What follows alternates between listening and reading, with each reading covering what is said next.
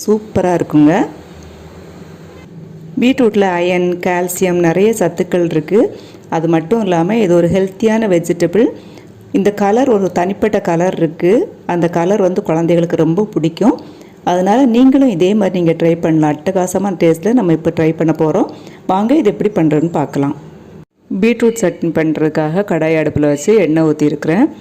ஒரு 2 டீஸ்பூன் அளவுக்கு தேங்காய் எண்ணெய் ஊற்றிருக்கிறேன். நீங்கள் எந்த ஆயில் வேணாலும் யூஸ் பண்ணிக்கலாம். ஆயில் கொஞ்சம் சூடானோடனே உளுந்தம்பருப்பு 1 ஸ்பூன், கடலைப்பருப்பு 1 ஸ்பூன். உளுந்தம்பருப்பும் கடலைப்பருப்பும் கொஞ்சம் செவக்க வறுக்கணும். இப்போ இதில் 1 டீஸ்பூன் அளவுக்கு வறுத்த வேர்க்கடலை நான் வறுத்ததுனால இப்போ சேர்த்துருக்குறேன். நீங்கள் வறுக்காத வேர்க்கடலை சேர்த்திங்கன்னா முதல்லையே உளுந்தம்பருப்பெல்லாம் சேர்க்கும் போதே சேர்த்துக்கோங்க. இதிலேயே 2 பல் பூண்டு, கறிவேப்பிலை 1 கொத்து, வரமிளகா ஒரு 4-5 நீங்கள் உங்கள் காரத்துக்கு இப்போ சேர்த்துக்கோங்க. ஒரு நெல்லிக்காய் அளவு புளி சேர்த்துக்கோங்க. இப்போ ஒரு பெரிய வெங்காயம், ஒரே ஒரு மீடியம் சைஸு பீட்ரூட் எடுத்துருக்கிறேன். பொடுசாக கழுவி பொடுசாக கட் பண்ணி வச்சுருக்கிறேன். அதையும் சேர்த்துக்கலாம்.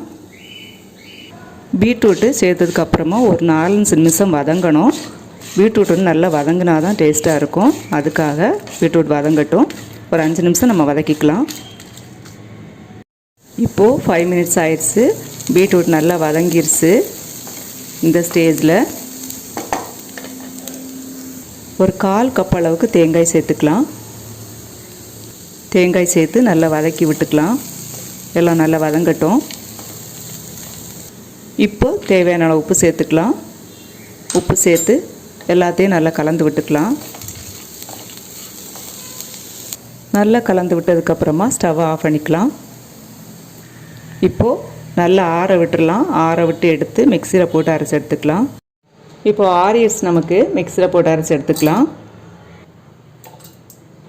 அரைக்கும்போது தேவையான அளவு தண்ணி சேர்த்து கொஞ்சம் கெட்டியாகவே அரைச்சி எடுத்துக்கோங்க. அவ்வளோதாங்க, அரைச்சி எடுத்துட்டோம். இப்போ நம்ம கப்புக்கு மாற்றிட்டு தாளிச்சிக்கலாம். தாளிக்கிறதுக்காக பேன் அடுப்பில் வச்சு எண்ணெய் ஊற்றியாச்சு. எண்ணெய் காஞ்சதும் கடுகு,